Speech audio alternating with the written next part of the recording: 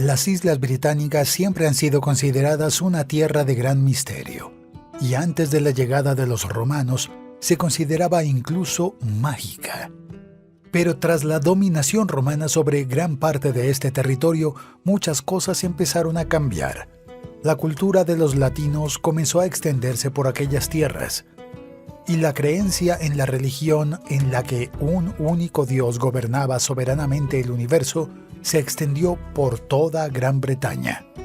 Pero la influencia de los antiguos dioses de Bretaña no había abandonado a aquellas tierras, y sus más fervientes devotos y sacerdotes eran considerados portadores de poderes sobrenaturales.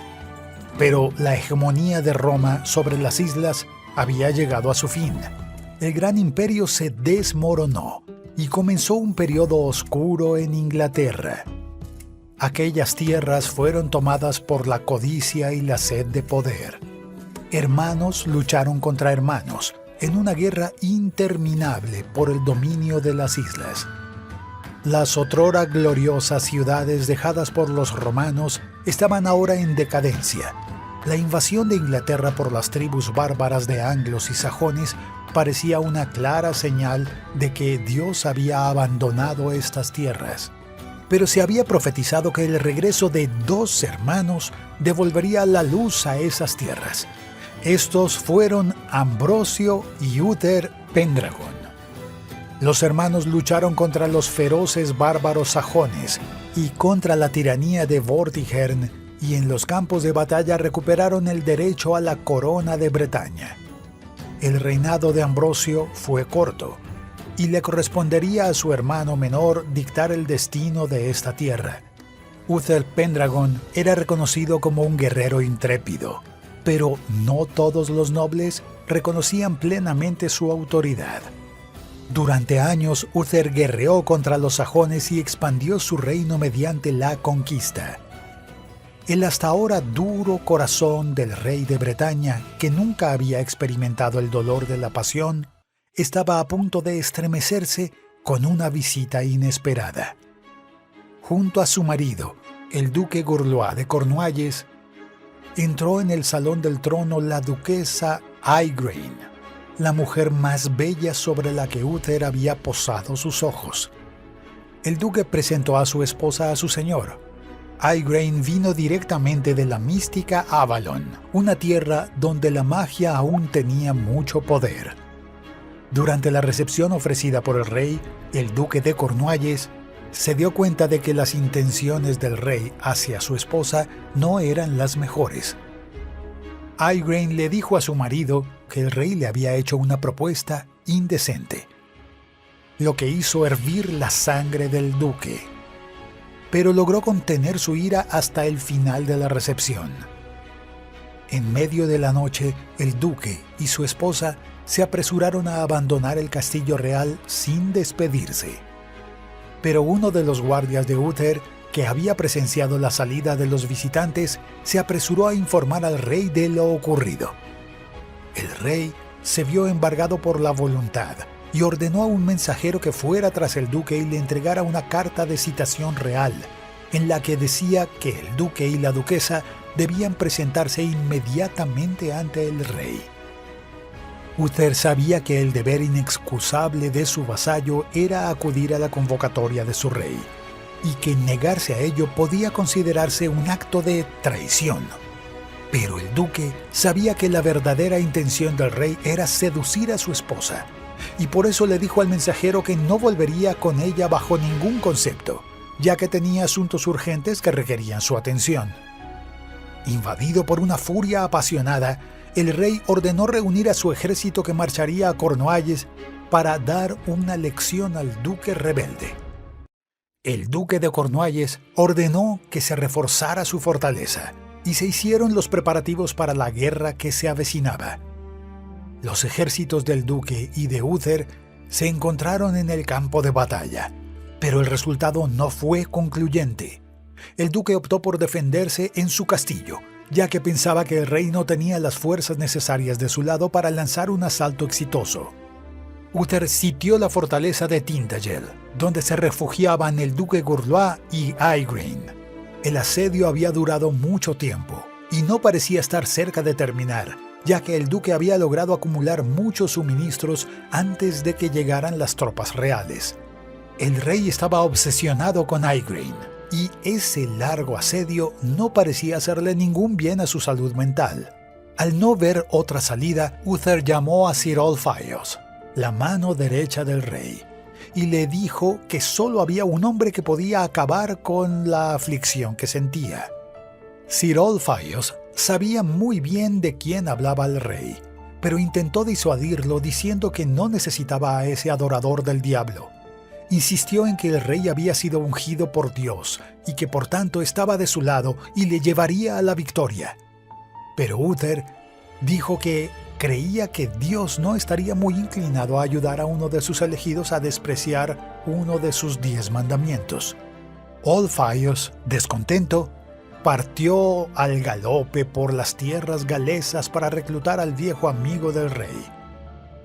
Cuando Ulfios llegó a la morada del hombre, estaba preparando su caballo para un viaje y le preguntó al jinete el motivo de la visita.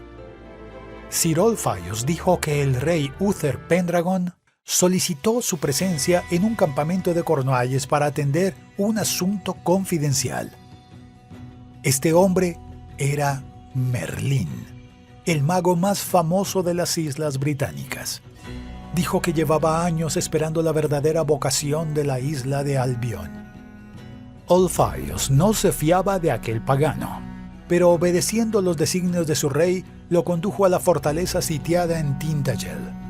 El rey se emocionó al ver llegar a Ulfios trayendo a su amigo y lo condujo a un lugar más discreto para que pudieran hablar en privado. Uther le confesó a Merlín que estaba molesto desde que conoció a la duquesa Igraine y que ya no sabía a quién recurrir, pues ese deseo incontrolable lo estaba consumiendo. Merlín dijo que conocía una manera de hacer que el rey pudiera unirse con la bella Igraine, pero que tendría un coste. El rey dijo que pagaría el precio que fuera necesario para tener una sola noche con esa increíble mujer. El mago dijo que lo haría, pero esta unión daría el fruto del nacimiento de un hijo que le sería entregado en el momento oportuno. Uther se preguntó si sacrificaría al niño en uno de sus rituales. Merlín se sintió insultado por semejante tontería y dijo que el rey había estado escuchando demasiado las tonterías de sus sacerdotes y caballeros como Ulfios. El mago le dijo todo lo que había que hacer y que Sir Ulfios jugaría un papel importante en su plan. Al caer la noche, Sir Ulfios ordenó que se levantara la fortaleza de Tintagel y que los hombres regresaran a casa. Desde lo alto de la muralla, el duque de Cornualles percibió que el ejército de Uther mostraba debilidad y ordenó a los hombres que se prepararan para el ataque. Gorlois y sus caballeros abandonaron la fortaleza con la intención de aplastar a las fuerzas de Uther en retirada. Mientras tanto, Uther y Merlín esperaban escondidos la partida del duque. Merlín dijo entonces que había llegado la gran hora. Tiró su capa a un lado y comenzó su ritual.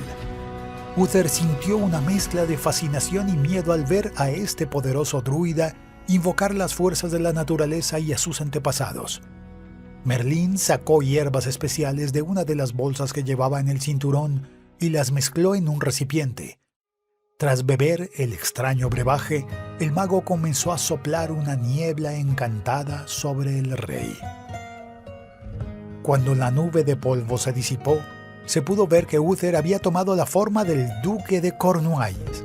El rey cabalgó hasta la fortaleza del duque, disfrazado, y ordenó que se abrieran las puertas. El disfraz de Uther parecía perfecto, y ordenó a su caballo que se mantuviera preparado porque no tardaría en llegar. El rey subió las escaleras hacia la cámara de la duquesa, y al llegar a la cámara de Igraine, se encontró con su hija, Morgana, en su regazo. La niña corrió a abrazar al supuesto padre, pero Uther la esquivó y le ordenó que saliera de la habitación. Morgana fue sacada de la habitación por una de las criadas de Igraine, pero la muchacha intuyó que algo muy malo estaba ocurriendo. Uther se acercó a su amada, y ella se sorprendió a ver la mirada lujuriosa de su marido. El rey poseyó a Igraine y dio rienda suelta a toda su pasión contenida. La pareja de amantes se despertó con los gritos de Morgana, que gritó que su padre había muerto. La chica tenía la sangre de Avalon corriendo por sus venas y los sacerdotes decían que sus visiones eran brujería. Igraine se apresuró a socorrer a su hija mientras Uther aprovechaba para salir del castillo. El rey abandonó la fortaleza con las primeras luces del día y no tardó en regresar el ejército del duque. Cuando el ejército se acercó, Igraine vio cómo sus hombres traían el cuerpo de su marido. Corrió a ver qué pasaba. Uno de los oficiales del duque fue el primero en presentar sus respetos a la duquesa y dijo que había muerto luchando valientemente. Igraine preguntó cómo había sucedido eso, y el oficial dijo que la retirada de los hombres de Uther no era más que una trampa y que fueron emboscados durante la noche por cientos de arqueros. La duquesa no sabía cómo era posible, ya que el duque había pasado la noche a su lado. Igraine fue consolada por sus damas de honor y conducida a su cámara. No pasó mucho tiempo antes de que Uther dirigiera su ejército a la fortaleza de Tintagel para negociar los términos de la paz. La duquesa y sus 3 afligidas hijas recibieron al rey. La pequeña Morgana miró a Uther con una mirada que contenía el más puro odio. Uther dijo que estaba allí para sellar la paz duradera entre las dos familias. Mediante el matrimonio formarían una alianza indisoluble, y así se preservarían los derechos de las hijas de Igraine. Pocos días después se celebró el matrimonio entre Uther y Igraine, y durante la noche de bodas ella reveló al rey que estaba embarazada. Uther preguntó quién era el padre, y ella dijo que creía que el bebé era hijo del espíritu del duque, que la visitó el día en que murió Gorlois. Uther se sintió aliviado al saber que el hijo que esperaba su esposa era realmente suyo. Por fin nació el niño. Era un niño fuerte y sano. Pero no pasó mucho tiempo antes de que Merlín apareciera en el castillo de Tintagel para buscar lo que le habían prometido. Uther arrebató al niño de los brazos de la madre, que intentó resistirse, y le rogó que le devolviera al niño. Sir Olfaios habló con el rey para que no entregara a su hijo a este monstruo, ya que era el único heredero al trono de Bretaña.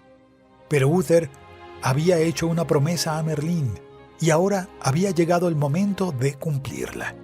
Merlín dijo: ¿Tienes los ojos, Sir Olfaios? Olfaios respondió: estos ojos han visto docenas de magos como tú encontrar su destino al filo de la espada de los hombres de Dios. Bajo las protestas de Sir Olfaios, el niño fue entregado al mago. Incluso Merlín, al no gustarle la compañía, le pidió a Sir Olfaios que lo acompañara.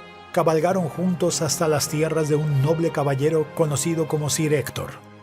El mago entregó el niño al caballero y le pidió que lo criara como su hijo adoptivo. Sir Olfaios le dijo a Héctor que cuidara bien del niño, como si fuera el tesoro más importante de Bretaña. Merlín y Sir Olfaios partieron dejando al niño al cuidado de un honorable caballero que tendría mucho que enseñar al niño, que llegaría a ser conocido con el nombre de Arturo. Uther Pendragon, rey de los británicos, había confiado su primogénito al cuidado de Merlín. Con su sucesión asegurada, Uther se centró en consolidar su reino. El rey soñaba con cumplir las profecías que Merlín le había contado alguna vez. Esta profecía decía que surgiría un gran rey que uniría toda esa tierra bajo un solo rey, que traería paz y prosperidad a la isla de Bretaña.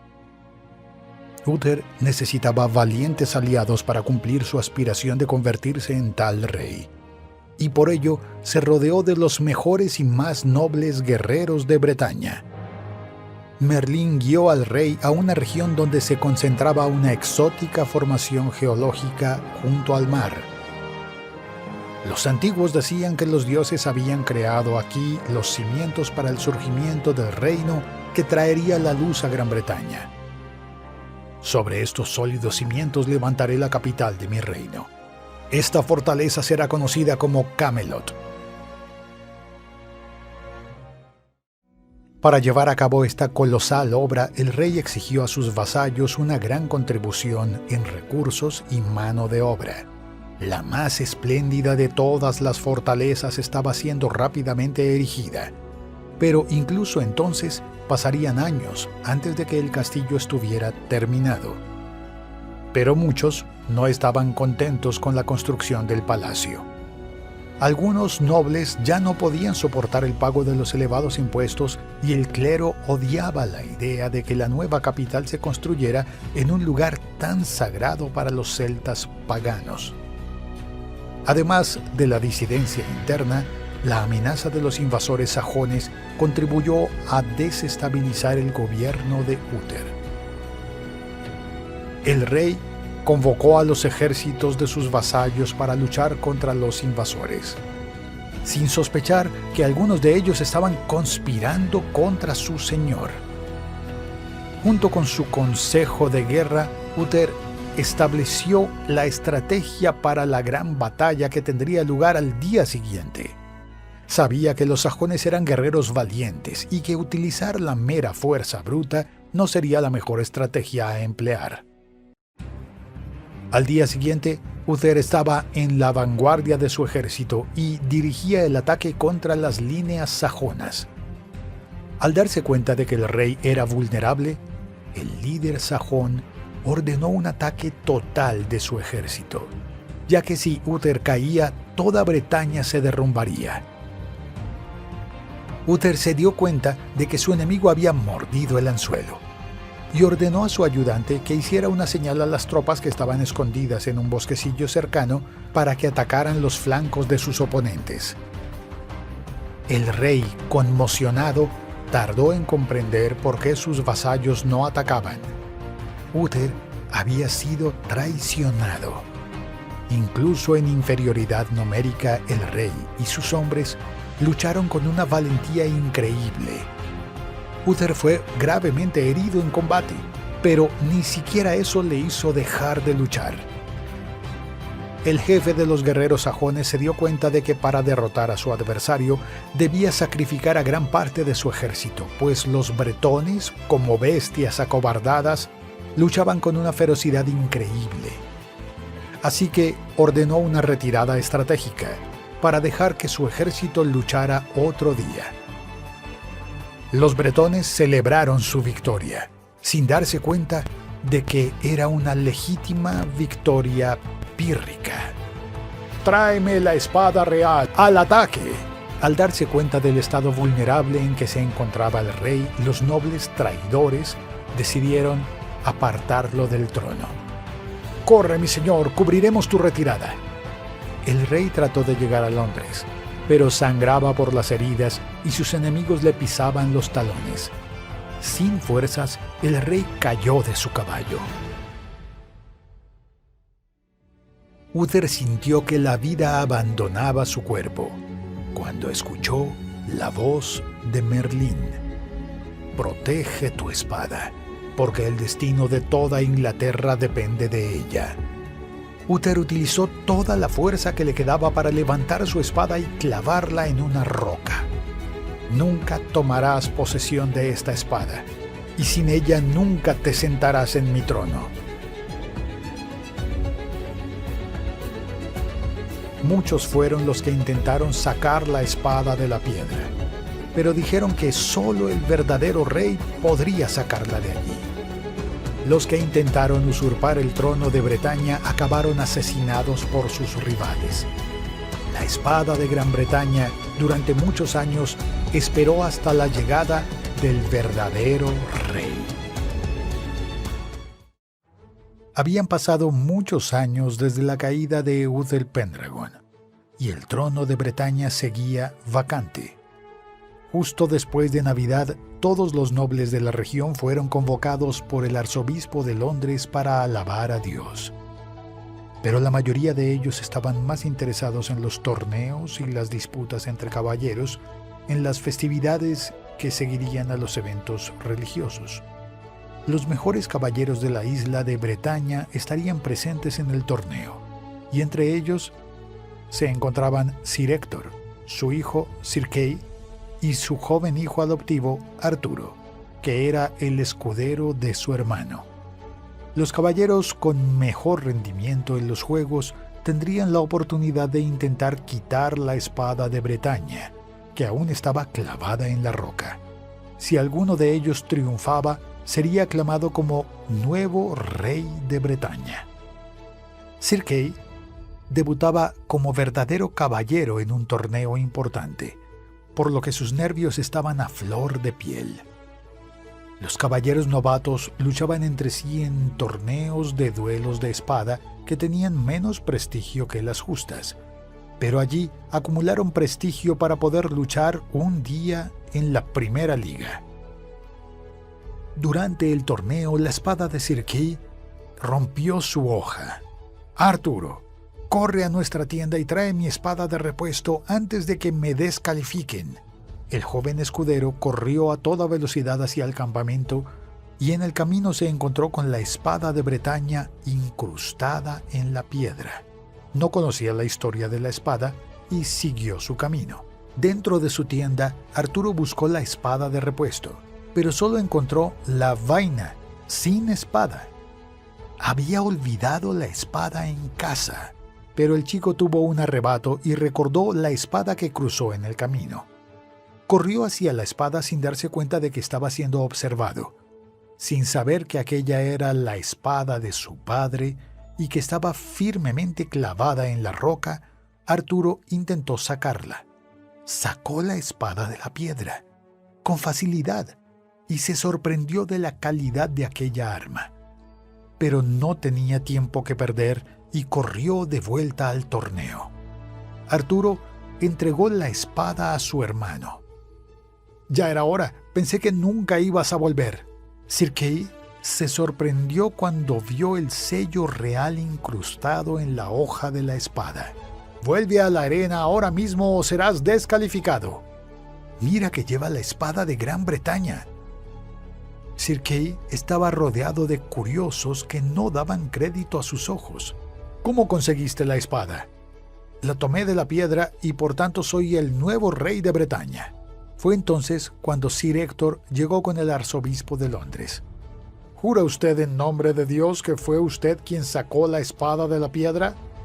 Sir Kay se sintió avergonzado y no pudo mantener la mentira delante de su padre y del arzobispo.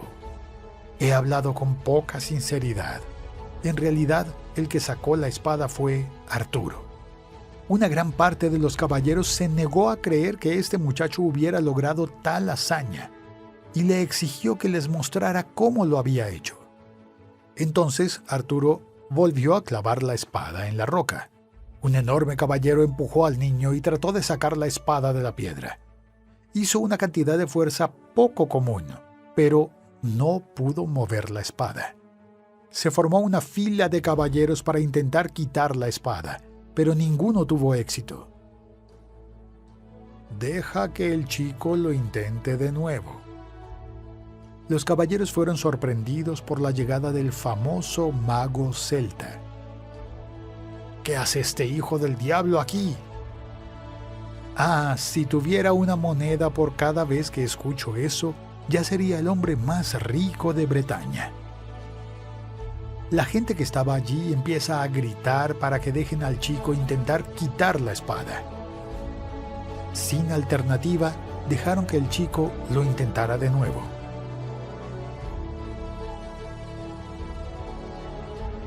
Arturo sacó la espada de la piedra con facilidad ante el asombro de todos los presentes. Que haya tomado la espada no significa que tenga el derecho al trono. Su derecho no proviene del hecho de haber sacado una vieja espada de una piedra. Su derecho viene de su sangre. Es el primogénito de Uther Pendragon. Tonterías, tus palabras no tienen valor aquí. Pero la mía, sí. Aunque no me gusta este viejo loco, lo que dice es cierto. Yo estaba allí cuando Merlín entregó al hijo del rey al cuidado de Sir Héctor. Sir Ulfius era considerado uno de los caballeros más respetables de aquellas tierras, y todos lo conocían por ser la mano derecha del difunto rey Uther. Sir Héctor se acercó a Arturo con cierta incredulidad en su mirada. Cuando Merlín te puso en mis brazos, te llamé inmediatamente hijo mío. Ahora es con gran honor que te llamo mi rey. Los caballeros, el clero y los plebeyos se arrodillaron ante el niño rey, que aún no había asimilado lo que estaba sucediendo. El día de Pentecostés, Arturo fue coronado por el arzobispo de Londres, rey de Bretaña. El joven rey fue aclamado por los nobles presentes que gritaron ¡Viva el rey! Arturo nombró a Sir Ulfius como su mano derecha, y Merlín estuvo siempre presente como su consejero. Y así comenzó el reinado del rey Arturo. Tras ascender al trono de Bretaña, Arturo, al igual que su padre, se enfrentó a una fuerte oposición de los nobles de la región. Muchos cuestionaron su derecho al trono y lo consideraron un bastardo. Otros se negaron a arrodillarse ante un niño que apenas se había quitado los pañales. Pero Arturo también tenía aliados. Sin embargo, sería necesario atraer a más nobles que apoyaran su causa para que el reino se pacificara. Sir Ulfius, tengo entendido que mi padre tenía un sólido vínculo de amistad con los reyes que viven en el continente. Sin duda, señor. Su padre conocía la importancia de un verdadero amigo en tiempos de necesidad. Debemos reavivar esos lazos de amistad con estos reyes y unidos nuestros reinos serán más fuertes contra nuestros enemigos. Cuento con tu experiencia para liderar una delegación en mi nombre que buscará una alianza en defensa mutua entre nuestros reinos. Así se hará, mi soberano. Ulfius cruzó el canal para reunirse con el rey Bors de la Galia y su hermano el rey Bran de la tierra de Benwick, conocida como la Pequeña Bretaña. Ban acogió con satisfacción la oferta de alianza con Arturo, pues su esposa estaba embarazada y el rey deseaba que su hijo heredara un reino fuerte y seguro. Su hijo se convertiría en el caballero más célebre de la historia. Se le conocería como Lancelot. Con el refuerzo de los ejércitos de sus aliados, Arturo luchó contra los nobles rebeldes y fue venciendo uno a uno a sus oponentes, y así fue pacificando Gran Bretaña. Con la mayoría de sus enemigos derrotados, Arturo se estableció firmemente en el trono bretón. Una nueva era de prosperidad para Inglaterra estaba a punto de comenzar.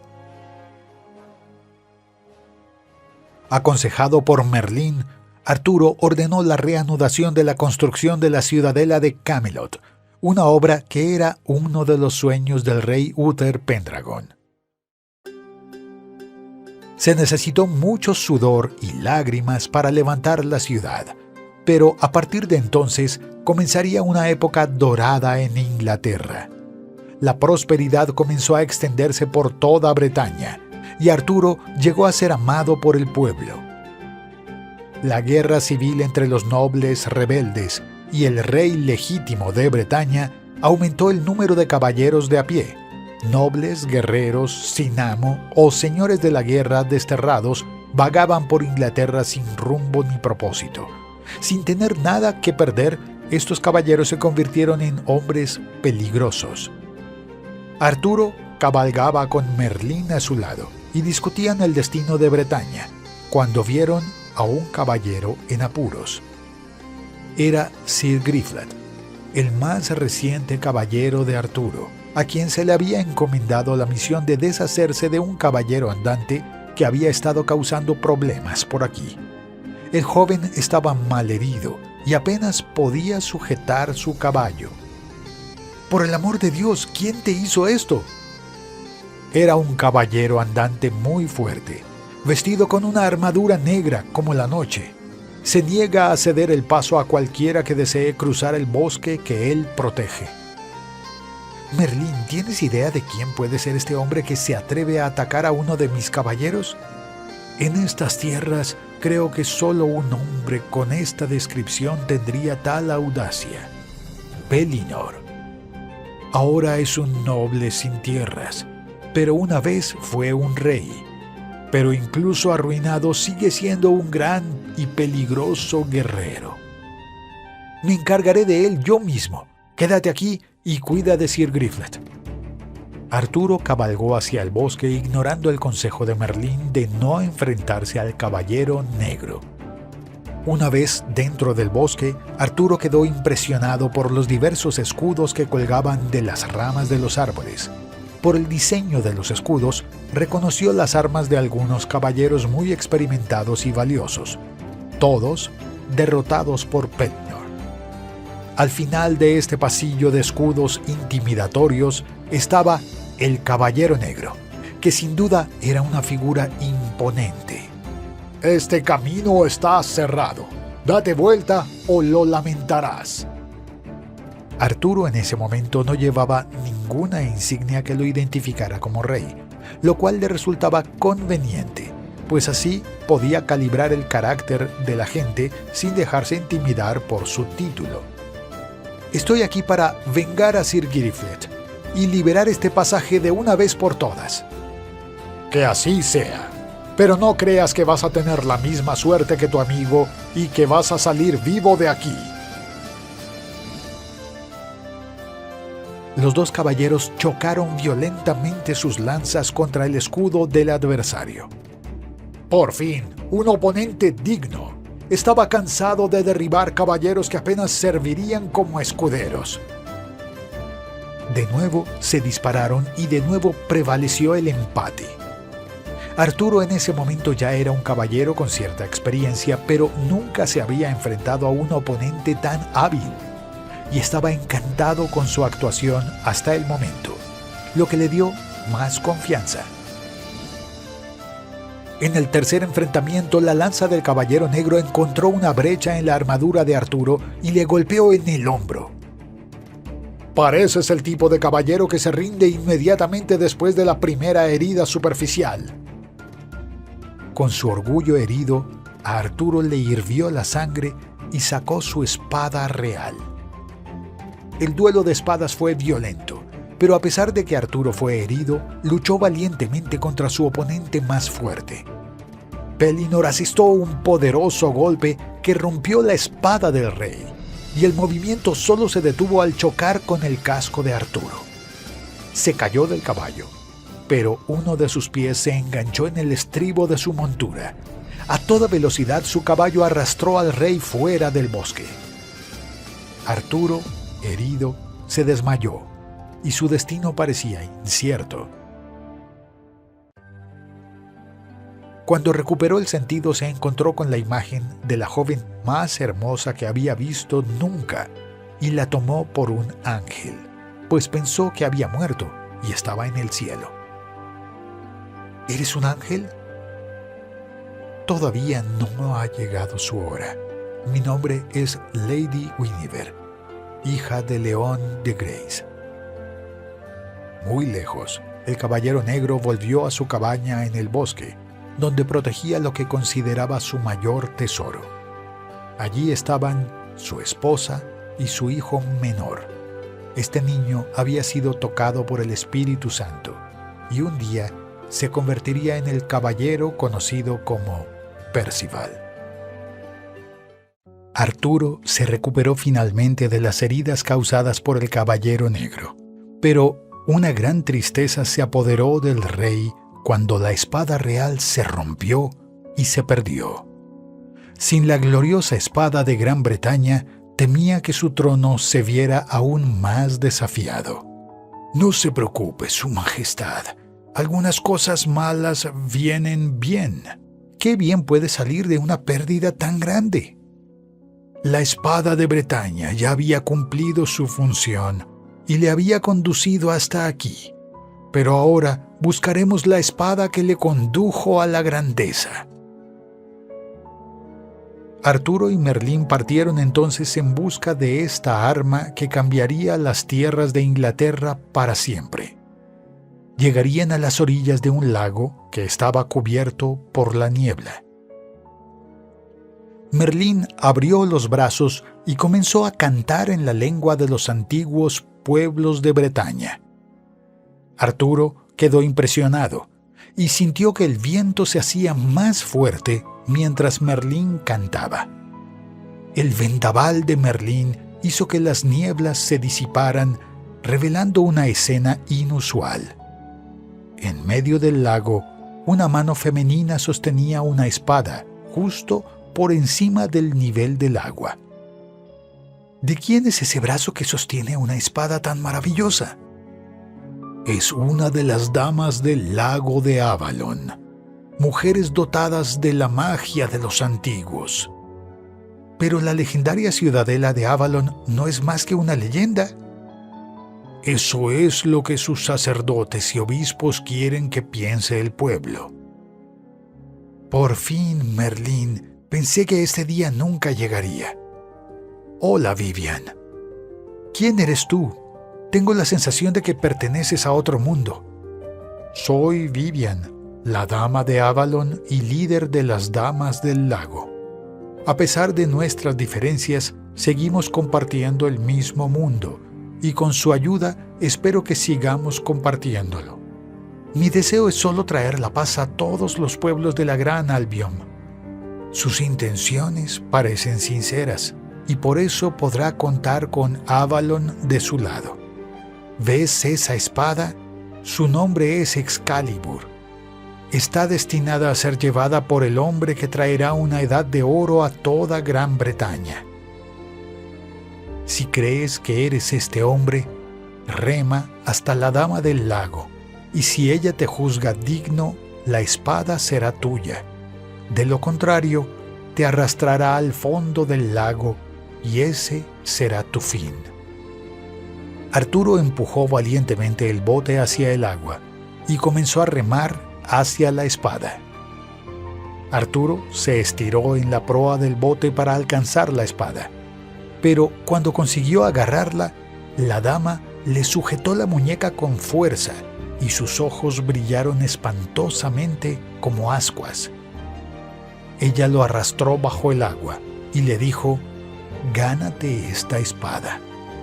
Arturo, asustado y empapado, volvió a la superficie con la espada en los brazos. El rey sacó la espada de su funda y se sintió abrumado por el inmenso poder, algo que nunca había sentido en su vida. Espero que tengas razón sobre este nuevo alumno tuyo, porque el destino de toda Gran Bretaña estará en sus manos. Cuando Arturo volvió a la orilla del río, el hada Vivian ya se había marchado. «Y ahora, mi rey, ¿qué haremos?» «Ahora es el momento de mi venganza». Arturo y Merlín se dirigieron de nuevo al bosque del Caballero Negro. Arturo bajó de su caballo y retó al Caballero Negro a un duelo de espadas, ya que el rey no poseía ninguna lanza para la feria.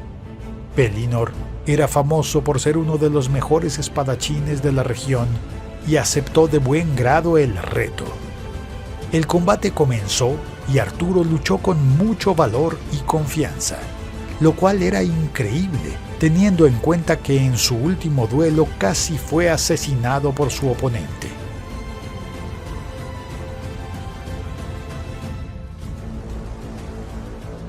Con un poderoso golpe, Arturo le arrebató la espada al caballero de la mano.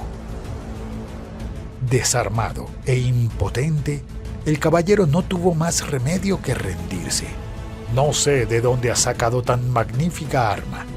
Al llevarla pareces un hombre nuevo». «Soy Pellinor, el rey destronado de Listenois. Y si me perdonas la vida, juro que yo y mi familia te seremos fieles. Sé que os habéis rebelado contra mí en el pasado, pero mi reino está entrando en un nuevo ciclo en el que la unidad sustituirá a la división. Así que será un honor tener a un caballero tan experimentado a mi lado. Tras reconciliarse con el rey Pellinor, Arturo y Merlín decidieron volver a casa. ¿Qué te parece tu nueva espada? Es simplemente magnífica. Pero dime, ¿te gustó más la espada o la vaina? La vaina es preciosa, pero por supuesto me gustaba más la espada. Es mucho más valiosa. Pues te equivocas. Aunque es una espada magnífica, la vaina es aún más valiosa. ¿Cómo podría ser más valiosa que la espada? Esta vaina que posees está encantada, y quien la lleva nunca perecerá en combate. Incluso si es gravemente herido, no morirá. Por lo tanto, cuida muy bien esta vaina, pues tu vida estará a salvo mientras la poseas. Arturo y Merlín llegaron a Camelot, y su ejército estaba preparado por orden de Sir Ulfius. Uno de sus aliados estaba en peligro, y solo Arturo podía salvarlo de sus enemigos. El pequeño reino de Cameliard, aliado histórico de la familia Pendragon, estaba en problemas. El rey Leodegrance no tenía heredero varón, por lo que el que se casara con su hija Guinevere se convertiría en heredero del título de Cameliard. Tanto los nobles galeses como el duque de Northumbria tenían interés en forzar la unión entre Lady Guinevere y el duque, para así consolidar el poder de esta coalición sobre esta región. Con el apoyo del rey Rience, el duque de Northumbria había entregado un ultimátum al rey: o entregaba a su hija, o su fortaleza sería reducida a polvo, y sus súbditos serían vendidos como esclavos. Leodegrance rezó al cielo, pues sus pocos soldados apenas podían contener un intento de asalto a la fortaleza. Su única esperanza era la llamada de socorro enviada al rey Arturo. El rey de los bretones y sus hombres ya marchaban a paso ligero hacia Cameliard, pues Arturo nunca rehuiría a ayudar a un aliado en sus momentos de necesidad. La coalición de enemigos de Leon de Grace fue sorprendida por la llegada de Arturo y sus hombres. Los enemigos del norte se mostraron valientes, pero no fueron rivales para el ejército real y sus excepcionales caballeros. Tras derrotar fácilmente a la primera oleada de enemigos, el rey Arturo se dispuso a negociar. Sé que tus hombres son hijos de la misma tierra que dio a luz a mis soldados, y que los hijos de Gran Bretaña no huyan de la lucha cuando ésta llegue. Pero no es necesario manchar el sagrado suelo de Gran Bretaña con la sangre de cientos de sus hijos, y solo sus campeones pueden luchar en singular duelo y revelar la verdadera voluntad de Dios. El duque se alegró de escuchar el desafío, pues era un guerrero experimentado y campeón de las justas del norte, así que aceptó de buen grado el duelo. La princesa de Cameliard accedió a su campeón, pidiéndole que se acercara. Al acercarse a la joven, Arturo reconoció sus bellos rasgos. ¿Y cómo podía olvidar los bellos rasgos de la joven que le había salvado la vida días atrás? Guinevere ató su pañuelo cerca de la punta de la lanza de Arturo y le deseó buena suerte en su contienda. Los dos jinetes tomaron sus posiciones y espolearon sus monturas hacia el otro. Se oyó un fuerte galope cuando las dos lanzas se cruzaron. Debido al fuerte impacto, el duque salió despedido de su montura y se estrelló terriblemente contra el suelo. Arturo se bajó del caballo y se arrodilló junto al duque, que daba sus últimos suspiros mientras se ahogaba con su propia sangre en la garganta. El rey levantó el pañuelo de Guinevere, anunciando su victoria sobre su enemigo, y los ejércitos invasores dieron la vuelta y se dirigieron de regreso a casa. Arturo se disculpó por devolverle a la princesa su pañuelo en tan lamentable estado, pero le agradeció la buena fortuna que le había concedido su talismán. El rey Leodegrance no se contuvo y dio un fuerte abrazo a su salvador, y prometió darle cualquier recompensa que deseara. Me disculpo de antemano, pues lo que más desea mi corazón es lo mismo que deseaban esos maleducados villanos: la mano de la princesa más hermosa que esta tierra haya visto jamás. Desde la época de los grandes guerreros como Aquiles, no ha habido una mujer capaz de capturar tantos corazones y con el potencial de una discordia sin fin. Y tal como se propuso en el libro de Homero, no hay mejor hombre que Su Majestad para casarse con nuestra Helena de Bretaña. Porque contra su fuerza, ningún hombre se había atrevido a levantarse para buscar el amor de Guinevere, su futura reina. Después de prometer a su hija al rey, Leodegrance aún le esperaba una espléndida sorpresa. ¿Sabes qué es eso? ¿Una mesa? Sí, pero no cualquier mesa. Esta mesa simboliza el sueño de tu padre. Alrededor de esta mesa redonda se sentarían los mejores caballeros de este reino, y bajo el mando del rey tratarían de llevar al reino de Gran Bretaña a su edad de oro, donde la justicia, la bondad y la paz prevalecerían. Arturo se maravilló ante el sueño de su difunto padre y se prometió a sí mismo que lo haría realidad. Arturo se despidió de su novia y de su futuro suegro, diciéndoles que se reuniría con ellos en su nuevo castillo el próximo verano, donde se celebraría la boda real. Por fin había llegado el verano, y tras décadas de duro trabajo, la ciudadela de Camelot estaba completamente construida. El esplendor de esta ciudad sirvió de faro para toda Bretaña, simbolizando que mediante el honor, la justicia y la compasión de los hombres de Bretaña lograrían hazañas inimaginables. Sin duda, era una joya rara en un mundo cubierto de oscuridad y corrupción. La ciudad estaba abarrotada, porque ese día se celebraría la tan esperada boda entre el rey Arturo y la princesa Guinevere de Cameliard.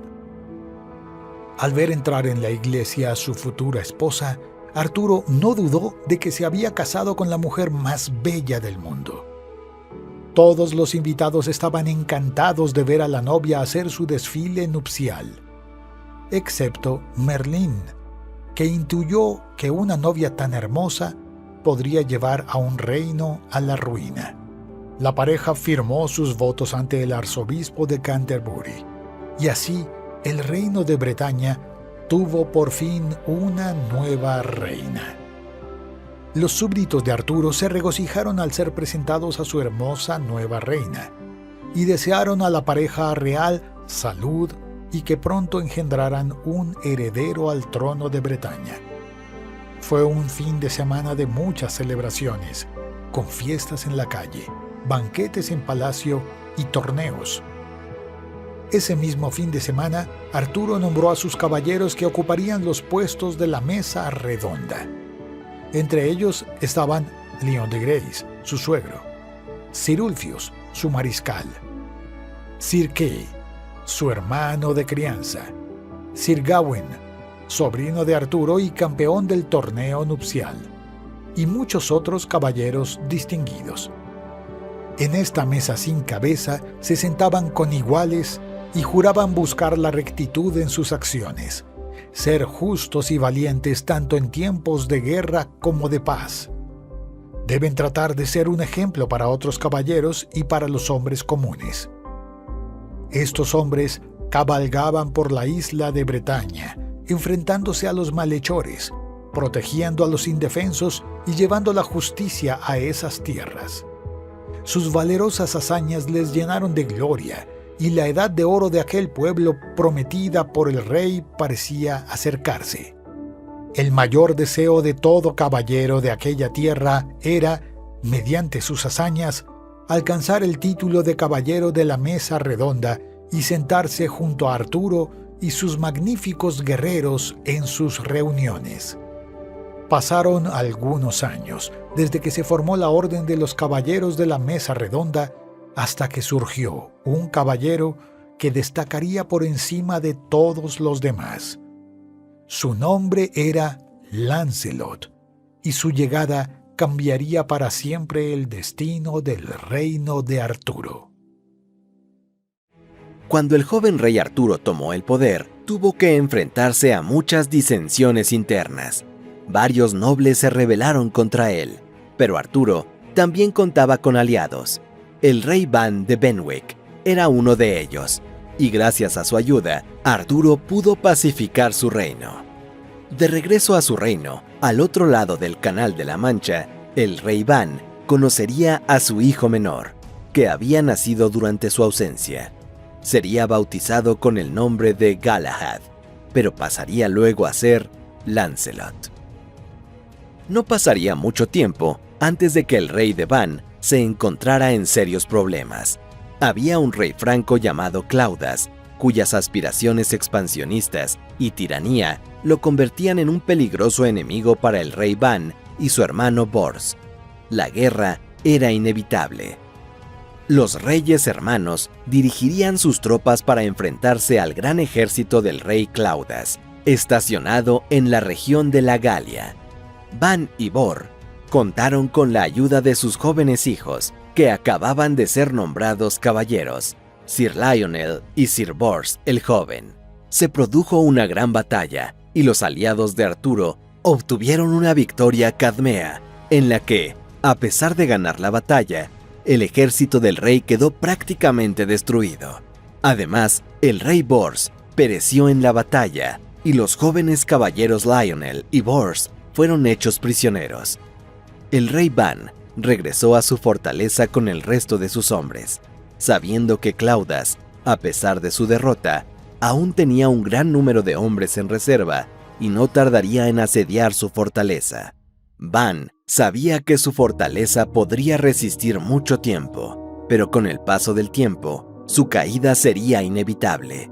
Pero Ban aún tenía una última alternativa. Cariño, tenemos que partir hacia las tierras de Arturo. Allí, tú y el pequeño Galahad estaréis a salvo, y con la ayuda del ejército de Arturo, expulsaremos a los hombres de Claudas de nuestras tierras.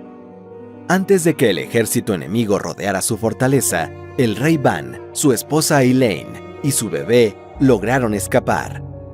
Mientras cabalgaban por un denso bosque, Ban, que era cristiano, pero seguía apegado a los antiguos dioses bretones, pidió a los dioses que les protegieran durante este peligroso viaje. Fue entonces cuando Ban fue alcanzado por un proyectil que lo derribó del caballo. «Esta vez no escaparás de mí, noble rey Ban». Fue Claudas quien se alegró de su victoria sobre su enemigo. Ban gritó a su mujer que huyera y salvara la vida de su hijo. Elaine galopaba velozmente por la orilla de un lago, pero sabía que la perseguían. Pero su caballo se empantanaba en el barro y no podía avanzar más mientras los esbirros de Claudas se acercaban. Entonces, una bella y noble figura emergió del centro del agua. Se presentó como Vivian, la dama del lago, y pidió a la reina que le entregara al niño. Increíblemente, podía caminar sobre el barro sin hundirse. La dama del lago tuvo que hacer algún esfuerzo para separar al niño de los brazos de su madre, que se resistía y lloraba. Con el niño en brazos sonriendo al hada de Avalon, le dijo que a partir de ese día sería conocido como Lancelot del Lago. El rey Ban sería asesinado por Claudas, que usurparía su trono. Elaine ingresó en un convento con la esperanza de que se cumpliera la promesa de Vivian, que cuando creciera, su hijo regresaría como un gran caballero y recuperaría todo lo que le pertenecía por derecho. Tras salvar al hijo del rey Benwick de un terrible destino, la dama del lago se llevó al niño a Avalon, una tierra mística en la que la magia de los antiguos sigue estando muy presente. era un hermoso lugar rodeado de naturaleza, pero a excepción de los que vivían allí, su ubicación era totalmente desconocida. En ese lugar vivían las hadas del lago, mujeres dotadas de increíbles poderes. Vivian sabía que el destino de este bebé era grande y que su nombre se cantaría en todo el mundo. En el país de las damas del lago sería rebautizado como Lancelot del Lago. En Avalon también vivía Morgana, la hermanastra del rey Arturo. Estaba siendo preparada para convertirse en la futura soberana de Avalon. Morgana se asombraría de la fuerza vital que emana del niño. Lancelot creció en esta tierra mágica teniendo una infancia bastante peculiar.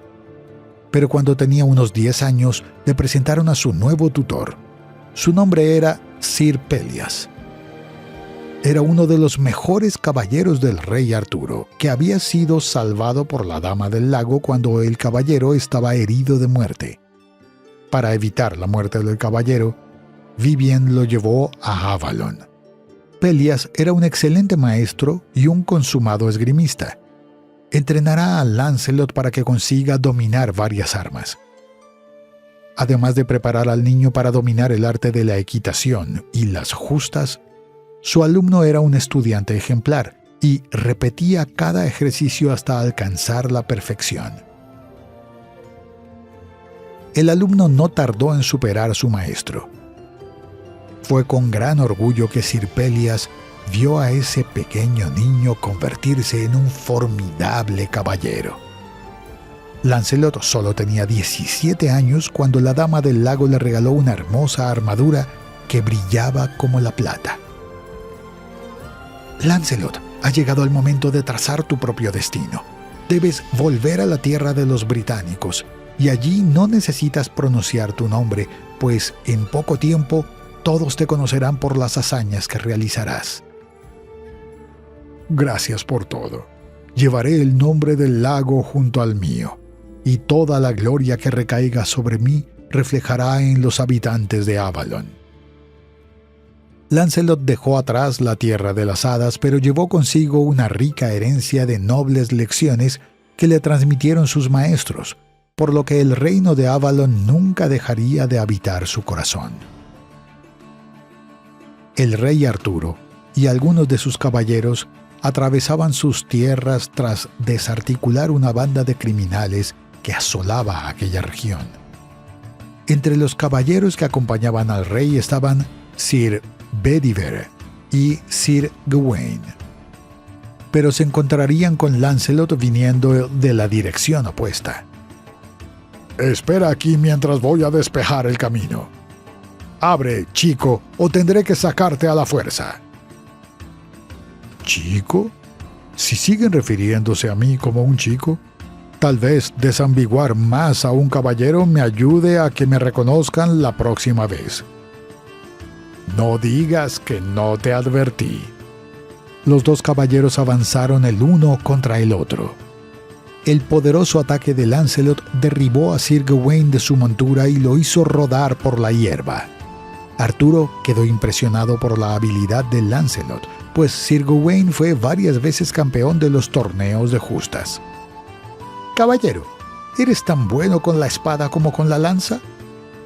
La modestia exigiría que dijera que no, pero en este caso estaría atentando contra la verdad. «Así que hagamos un duelo». «¿Estás seguro de eso, señor?» «No te preocupes, quiero ver de lo que es capaz este chico». Arturo y Lancelot se pusieron frente a frente y se estudiaron detenidamente antes de lanzarse al ataque. Sus espadas se cruzaron, y ambos demostraron ser extremadamente hábiles en el uso de la espada. «Eres muy bueno, pero la edad está dificultando tu velocidad». «¿Edad? Chico descarado». Las provocaciones del joven Lancelot agitaron los nervios del rey y comenzó a atacar usando su ira.